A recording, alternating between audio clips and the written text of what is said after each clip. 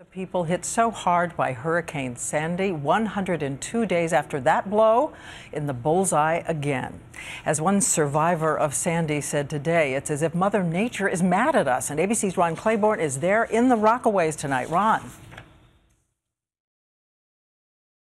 Diane, these are some of the dozens of homes here in Far Rockaway that were destroyed during Hurricane Sandy. In many ways, this is a community frozen in time. Look at this. This is a Halloween ornament from just a couple of days before that hurricane hit. Tonight there is a sense here in Far Rockaway among many people of here we go again. A crippling snowstorm hitting at the raw wounds of this beach town. How many storms of the century can you have in 6 months? Sheila Forthsmith's house is right on the water. It was flooded in Hurricane Sandy up to the second floor, forcing her out of her home for 6 weeks.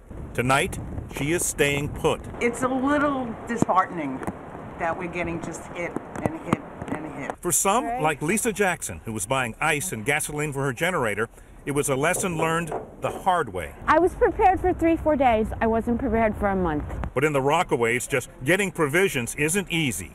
Only a few gas stations have reopened, and the one big supermarket still closed.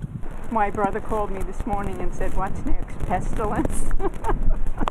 The expectation tonight, Diane, is for a lot of snow, high winds, flooding, and very likely power outages. People here, those who remained here, are in their homes tonight, hunkered down and ready for the worst of whatever Mother Nature has for this community. Diane? All right, Ron, thank you. And from the beginning of this storm beginning to form, ABC's weather editor Sam Champion has been tracking the power of the storm as it moved up the coast. So, Sam, what's ahead tonight? Well, good evening, Diane. We've still got a little bit of slushy snow here on the roads of New York City, but everything's right on schedule.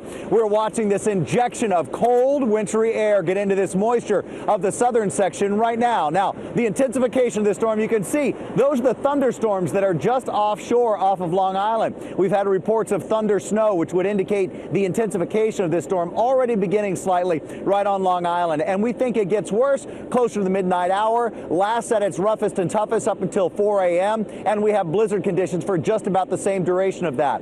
On that map, you can see that wind profile. The red arrows were the 60-mile-per-hour winds that are right up against the shoreline, and it'll move from Long Island all the way into Boston throughout the overnight hour and into tomorrow morning. See no reason to adjust these snow totals. Probably going that 6 to 8, 6 to 10 inches right here in New York City, and up to a foot, 2 feet as we start to work toward Boston, maybe more than 2 feet of snow in that Boston area. Remember, their all-time high on a one snow event is about 27.6 inches in Boston, and that's being threatened in this storm tonight.